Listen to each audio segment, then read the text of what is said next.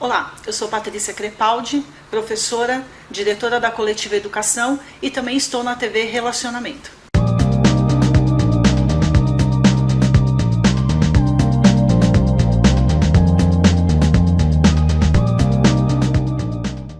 Olá, internautas, iniciamos mais um programa Gestão Executiva. E hoje nós temos aí a honra de conversar com um grande escritor, grande amigo, Paulo Aquino. Muito obrigado pela tua presença. Eu que te agradeço pelo convite, é um prazer estar aqui contigo, poder compartilhar esses momentos com vocês todos e trocar algumas experiências, né, da nossa vida, né? Perfeito. Do nosso momento, né? Momento pandêmico. Tá certo. Ô Paulo, em que momento da sua vida você achou que viria a ser um escritor? Olha, eu vou te falar uma coisa. Eu achei que eu seria escritor logo depois que eu acabei de aprender a escrever. Desde garoto, eu sempre tive uma facilidade muito grande. Aliás, até um dos contos que eu escrevo, né, eu falo de um episódio que eu passei com a minha mãe, que quando eu estudava no grupo escolar, a gente usava aquela cartilha Caminho Suave. Isso, que eram figuras para cada letra. Sim. Né? E sempre que eu chegava em casa, minha mãe me perguntava, em que letra que você está? Eu falava, eu estou no macaco, né? Pô, mas desse jeito você não chega nunca na zabumba. E eu passei... Aí quando eu aprendi a ler, eu falei, pô, é um negócio interessante isso aqui, né? E aí eu vi que eu tinha facilidade para escrever. Tanto é que, como eu não tinha dinheiro para absolutamente nada, que nunca na minha vida ninguém me deu nada, eu vi que meus amiguinhos da escola tinham dificuldade para fazer redação. Então o que eu fazia? Eu fazia a redação para eles e vendia. Né? Okay, então quando o pessoal, por exemplo, saía de férias, que a professora sempre fazia aquela pergunta, né? Como foram suas férias? Né? Fazer a redação. Aí eu fazia a redação para a classe toda. E aí, pelo menos eu conseguia comprar pirulito, comprar alguma coisa nesse sentido. Mas né? o duro é fazer um diferente do outro. Você tinha que falar pouquinho com eles. Tinha que fazer. Né? Por isso é que... Não falava nada, porque eles não faziam nada. Eles ficavam lá junto comigo, com a minha. Todas as minhas férias eu ia passar em Santos. Imagina que eu ia passar férias em Santos. Eu ficava na vilinha, lá na Moca, não tinha muito. Então é isso. E como eu desde criança sou uma pessoa muito observadora, né, desde pequenininho, eu sempre fui acumulando. Tanto que depois eu sempre falava para os meus funcionários, né, em palestra, que eu tenho mais história para contar que o Walt Disney, né?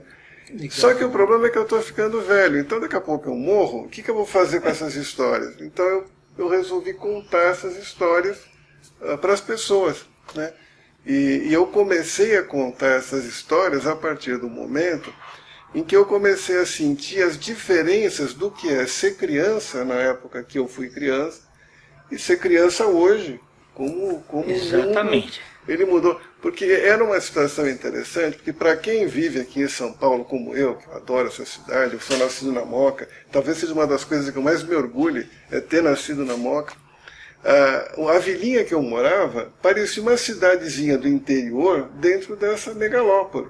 Aquilo era uma cidade do interior. Tinha segurança lá dentro. Sabe, conhecia os vizinhos. Conhecia todo mundo, aquela coisa de cachorro brincando na rua, criança brincando na rua e tal.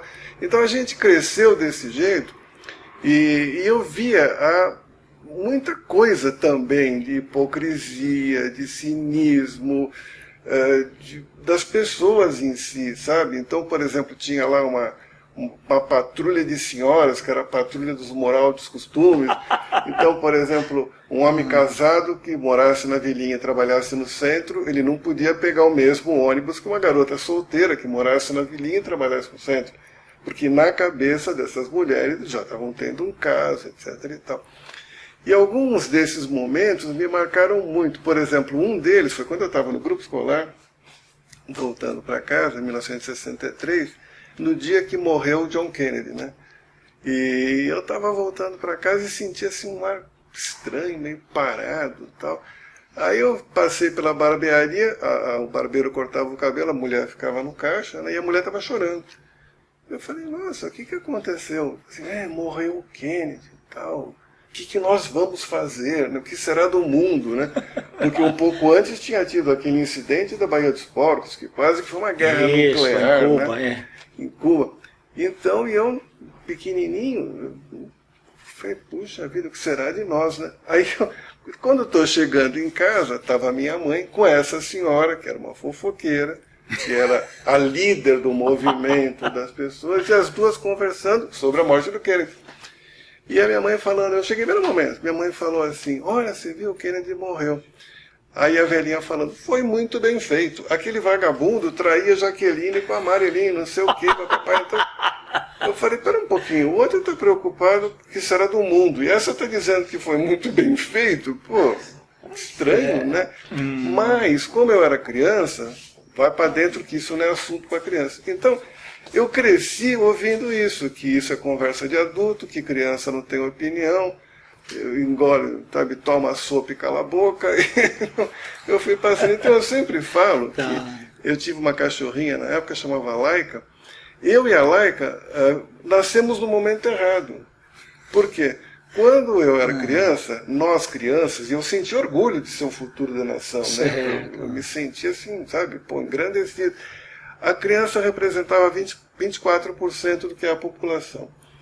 Não tinha estatística sobre cachorros e gatos. O Brasil era um país jovem. O Brasil era um país jovem, 24%. Só que criança não valia absolutamente nada. Eu, como criança, muito embora fosse o futuro da nação, não valia absolutamente nada. O que acontece hoje, 2021? Você tem 17% de crianças, eu, como representante dos idosos, temos um percentual muito maior, e nós temos alguma coisa como 30% da população constituída de pets, cães e gatos e congêneres. Exatamente. E como hoje as mulheres, por todas as justificativas do mundo, não querem mais ter filhos e adotam cachorros, né?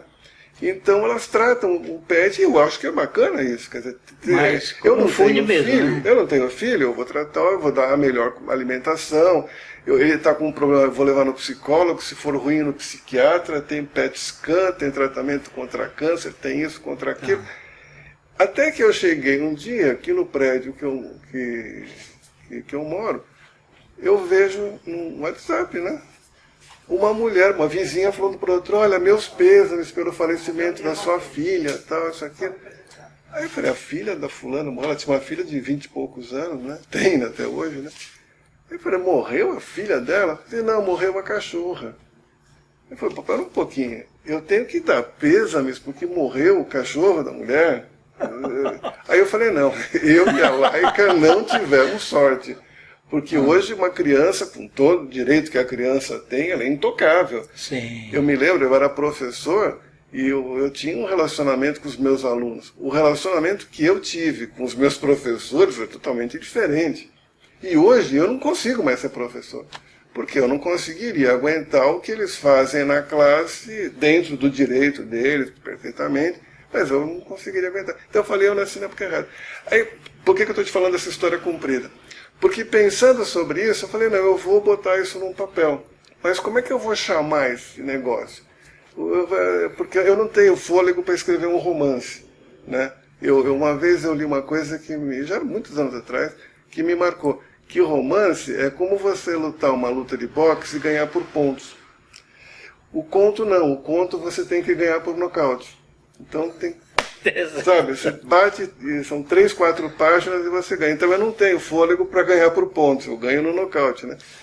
E eu conversando com amigos meus, falei, pô, bacana você escrever a tua história na vilinha, aquela história toda, mas talvez escrever sobre o quê? Aí eu falei, olha, cara, eu vou fazer feito Seinfeld, é sobre nada. Por isso que o livro chama Contos Breves sobre Nada. E eu lancei... Esse é o primeiro. Esse é o primeiro livro. Quanto tempo demorou para escrever, Paulo? Olha, eu não sei te dizer, porque na realidade, pelo meu sistema eu monto um livro na minha cabeça e leva um tempo, né? Mas a hora que eu começo a fazer, ele vai embora. Tanto que nessa pandemia, a partir de março, esse ano, 2020, eu escrevi 3 livros. Pois é. Né? Por quê? Porque eu te contei uma analogia, né? Que eu sou como o Charlie Chaplin, né? O Charlie Chaplin, ele gravava a cena, depois ele escrevia a história para encaixar aquela cena, né? E eu sou mais ou menos assim, eu vejo uma situação e de repente pode ser o fim da história, o meio da história ou o começo da história. Então eu gravo uma situação e aí eu faço em torno disso, né? E aí eu escrevi os Contos Breves sobre Nada, teve uma aceitação bacana, de dois tipos de pessoas. Pessoas que não viveram essa época e não sabem o que é viver isso. Que pensa bem, quem está na faculdade hoje nasceu no ano 2000. Ah, sim. Eu estou falando da década de 60, é Jurássico isso aí. É Jurássico, né?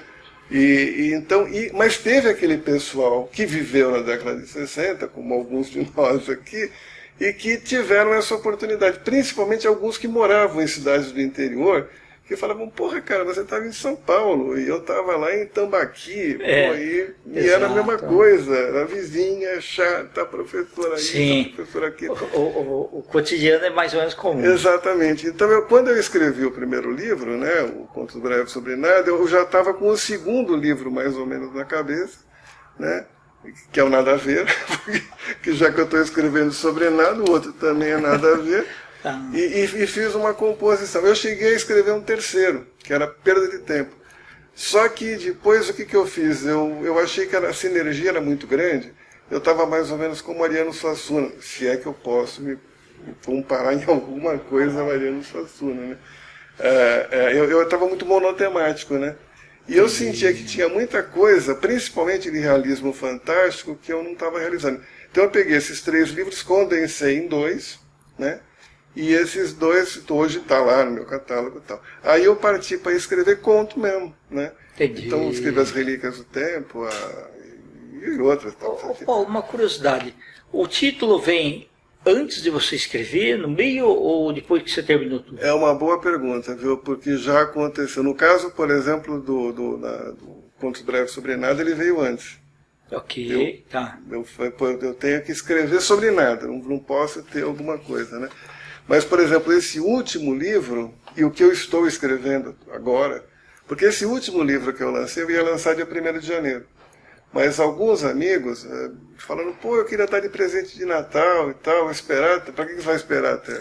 Tá certo. Aí eu falei, não, tá certo, né? Então eu acabei lançando o livro antes, as pessoas compraram para dar de presente e tal, que é esse último livro aqui, se me permite pegar. Por favor. Que ele é interessante porque você pode ter duas variantes, né? Ele é mania de ser humano. Ou você vê como mania de continuar sendo humano, né? Mania de ser humano, ou mania de seres humanos. Então o que eu vi é que todas as pessoas, elas têm manias. Eu tenho, todo mundo tem. Então, só que às vezes a gente não entende bem essas manias, porque pura e simplesmente a gente não conhece. Certo. E é uma coisa muito chata, muito técnica. Eu tenho um filho que é psicólogo, é um porre, você conversar com ele sobre esses negócios é muito complicado. Ele vem às vezes com umas elucubrações, é bacana, é bonito, eu entendo, né? Mas é muito chato. Então eu falei, não, eu teria que fazer alguma coisa que fosse mais digestiva para a pessoa. Então o que eu fiz? Eu elenquei mais ou menos 100 e poucas manias que os seres humanos têm. E dentro dessas aí eu peguei 28, tirando aquelas óbvias, né? E também tirando aquelas extremadas, por exemplo, o sadomasoquismo, pedofilia, eu tirei tudo isso. Peguei aquelas que eu acho, até porque a gente vive um mundo tão complicado, né? Se você tem que pegar coisas um pouco mais saudáveis, até eu diria. E aí eu descrevi essas 28 manias contando uma história de ou um casal ou uma pessoa que tem essa mania. E por que ela tem essa mania? O que leva uma pessoa a acabar ficando com essa mania? Então esse livro aqui, quando eu comecei a escrever, a pesquisa já estava daí. Okay. Era o porquê da mania, eu escrever sobre manias. Como esse que eu comecei a escrever agora, é sobre a vida dos outros. Porque exatamente entendendo as manias, eu comecei a entender outras coisas. Que é muito fácil você falar, o fulano é chato, o fulano é aquilo, o cara fez isso, aquilo. Mas por que ele fez aquilo? Quer dizer, qual é a história de vida dele que o leva a ser daquela forma? Né? Então, essa vida dos outros, ela vai ter exatamente os mesmos contos falando sobre o porquê que as pessoas têm o medo, as ansiedades, as inseguranças, a vergonha alheia, sabe, né? Então, basicamente é isso aí. Então, nesse caso, já... inclusive, a minha cunhada, domingo, falando com ela me falou uma coisa que, pô, isso quase que é o título do meu livro. porque deixaram o neto dela para que ela cuidasse, né? Ela falou, pô, mas eu sou louca, como é que eu vou cuidar desse garoto? Mas se eu tiver que cuidar, eu sou responsável. Então eu falei, pô, quer dizer que você é louca, mas responsável.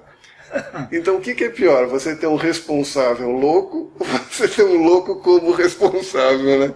Então assim, isso vai aparecer no título do livro, certamente vai. E é daí que eu pego isso aí. E outros títulos, né? Por exemplo, no caso, as relações interrompidas. Relações interrompidas foi um conto que eu escrevi, aonde uma relação se interrompe de uma maneira assim muito trágica, eu diria, e aí me deu essa inspiração de falar, puxa vida, né? Quer dizer, às vezes as relações elas se interrompem por razões tão alheias à nossa vontade, né? Não é uma questão da gente se dedicar, seja relação de trabalho, de amor, né? Puxa, eu gosto tanto, eu quero tanto, mas não vai dar certo, né? Então você acaba interrompendo. Então, Relações Interrompidas, na realidade, ele nasceu bem antes, num conto que eu escrevi 2 livros antes dele. Ele tá num livro que chama Passares da Vida, né? E aí eu escrevi o Passares da Vida, depois escrevi o Vida Normal, aí que eu fui escrever o Relações Interrompidas. E esse aqui desse ano. E esse foi o terceiro que eu escrevi durante a pandemia. Deixa eu até mostrar aqui. Ó. Inclusive, o que é bacana é que o Paulo, além de escrever, ele faz a correção, ele faz a diagramação, ele imprime e ele faz o livro. Isso daqui que é bem fantástico. Realmente é um trabalho... Faz a montagem toda? Completo, tudinho. Desde a... Pega pronto. Você é um escritor e... eu roubo o emprego de muita gente, porque eu, além de escrever, né, que já é uma tarefa razoável, né, eu diagramo o livro, eu estudei toda a diagramação para ficar certinho, 16,5 por 10,5, o tamanho das letras. Primorosa. E a fazer a capa, né, poder com fazer orelhas, tudo. A capa com orelha, plastificada, encadernada. E olha, pode segurar. E faz um por um. Eu faço um por um. Faz um por um. Individual. Porque na realidade você acaba de imprimir, tecnicamente o miolo está pronto, né? Aí eu fiz um gabarito, que eu que desenvolvi, esse gabarito eu faço a furação, depois da furação... Faz o trabalho todo de um gráfico. Exatamente. Eu substituo... Uma gráfica lá, você faz tudo da gráfica. Eu só não ganho o dinheiro que a gráfica ganha, mas eu faço tudo que a gráfica faz. Exatamente. E você sabe que tem muitos amigos meus, né, colegas, escritores, que têm o mesmo problema que eu tenho, né? Então, às vezes, eu imprimo livros para eles on demand. Então, por exemplo, se uma pessoa precisa de 20, 30 livros, eu imprimo, faço a montagem, trago os livros para a pessoa. E esse aqui é o Contos Breves sobre Nada, que é o primeiro da história. Eu tenho foto dessa assim. Do Contos Breves sobre Nada? E tenho nada a ver. É idêntico, cara. Esse era assim. Essa foto aqui... essa aqui também era colorida, só que ela foi colorizada, né? Porque naquele tempo eles tiravam preto e branco e colorizavam. Essa foto foi tirada em 1963, né? Eu estava no primeiro ano do grupo escolar, que existe até hoje, o grupo escolar Oswaldo Cruz, lá na Rua da Moca. Quando eu entrei, em 63, ele tinha feito 60 anos. Eu participei tocando lá na bandinha. Imagina que 60 anos depois, né? Ô Paulo, qual o momento melhor para você escrever? De manhã, à tarde, à noite, banheiro? De madrugada. Na realidade, desde criança, isso sempre foi um problema na minha vida, eu sou um camarada notívago. A minha cabeça, ela raciocina melhor entre as 8 e as 3, 4 da manhã, né? Isso é ruim, porque para você trabalhar na vida real, você não tem emprego para isso. Inspiração, né? Eu não sei. Isso me dificultou muito na escola. Todos os anos que eu estudei à noite, sem falsa modéstia, eu me saí muito bem. Aí o que acontecia? Eu ia bem de noite, né? A diretora da escola me mudava para amanhã, que eram os bons alunos. Sim. Aí eu ia mal pra caramba. Cheguei a perder 2 anos na escola por causa de matemática, era português não. Aliás, eu tive uma professora de português que foi um doce. Eu perdi 1 ano e no primeiro dia de aula ela falou: o que você está fazendo aqui? Eu te aprovei o ano passado, amigo. Se você quiser me dar o prazer de assistir minhas aulas, tudo bem, mas você não tem que vir aqui não. Por mim você já passou de ano. Foi meu tio que me reprovou, é mole. Parente é para saber muito. É para essas coisas, é para essas coisas. Legal. E esse aqui, o livro que você conhece, o Vida Normal, ele estava com uma outra capa, um pouco mais pesada, né? Aí a minha mulher que sugeriu que fosse, minha mulher é minha revisora, né? Que fosse uma coisa assim um pouco mais... Mas realmente é uma vida normal mesmo. Mas é fantástico, Paulo. E esse aqui são os passares da vida. Para poder fazer toda a linha de produção, né, isso daqui realmente é fantástico. É muito legal porque eu acho que isso aí, no nível empresarial, porque eu trabalhei minha vida toda. Em março deste ano, eu completei 50 anos de trabalho, né? Então, quer dizer, eu sei mais ou menos o que é trabalhar para os outros, né? Então, quando a gente monta alguma coisa para a gente, a dificuldade que existe é muito grande. Então, as pessoas que estão nos ouvindo hoje, que gostam de escrever, que têm essa vontade, né, de publicar um livro, é bom que elas saibam que é possível, sim, dá para a pessoa poder, em casa mesmo, como eu trabalho em home office, né, já faz alguns anos, fazer lá o seu trabalho, desenvolver o seu projeto e ter um livro que olha, sem falsa modéstia, em qualquer livraria que você for, o acabamento vai ser esse aqui. Sim, claro, verdade, eu não consigo fazer reserva de verniz, porque eu não tenho uma gráfica. Não, mas tá excelente. Mas na realidade é um produto acabado. Fora o texto, que sem falsa modéstia eu particularmente gosto. Ô Paulo, quantos livros que você tem feito aí por ano? Esse último aqui fez 3, esse né? ano aqui eu fiz 3. Na realidade, eu tenho 13 livros lançados, né? Só que antes eu escrevia livros técnicos, né? Eu pulei essa parte do livro técnico porque, como eu trabalhava com consultoria de marketing e fazia avaliação de desempenho, esse tipo de coisa, eu acabei escrevendo. Até porque eu desenvolvi uma teoria, que é chamada teoria do relacionamento potencial, e só isso aí já daria um programa, né? Não. E eu escrevi esses livros técnicos para poder ajudar no meu trabalho e no trabalho das pessoas, né? Só que é muito chato. E outra, infelizmente no Brasil as pessoas não leem. Elas preferem comprar o resumo. Então, aí eu falei, eu vou ficar escrevendo livro técnico. Eu acho que a minha parte eu fiz por aquilo que eu falei agora há pouco. Eu vou morrer. Então, aquele conhecimento não vai morrer comigo. Então, a teoria do relacionamento potencial está lá no catálogo. A pessoa pega o livro e tal. Mas, para me divertir, para achar legal, para comunicar, eu conto a partir desse livro. Então, ou seja, eu tenho 6 livros editados, 7, né, com esse aqui, de contos. Parabéns. Pequenos, contos rápidos. Maravilha. Ô Paulo, nós estamos aí nos instantes finais. Eu quero que você volte outras vezes para falar dos seus novos livros. Olha, aí. Eu te falei que eu falo muito, né? Mas de qualquer forma, eu que te agradeço a oportunidade de poder divulgar para esse teu público, né? Que é um público tão bacana, tão selecionado, inclusive, e ficar essa mensagem, né? De que realmente é possível você trabalhando em home office como eu, fazer um produto de qualidade bacana no mercado, não vai deixar nada a dever para qualquer coisa. Claro que para as tuas editoras assim não facilita nada. Tá? Ô Paulo, muito obrigado, eu queria que você deixasse seus contatos. Olha, na realidade, eu como não sou mais um adepto das redes sociais, eu só tenho um site que é uma loja onde eu vendo os meus livros e outras coisas, né? Que é o Bazar Fabuloso. Mas fica com o meu WhatsApp, né? Que é 97152-9787 de São Paulo, né? E, olha, estou à vontade, à disposição para quem ligar. Eu gosto de fazer amigos.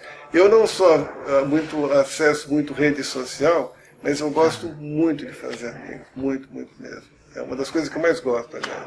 Perfeito. Tá? Paulo, muito obrigado, viu, mais uma vez. Obrigado a você, Kendi, pelo convite. Internautas, com os agradecimentos, então, ao Paulo Aquino, nós finalizamos mais um Gestão Executiva. Grande abraço e até a próxima.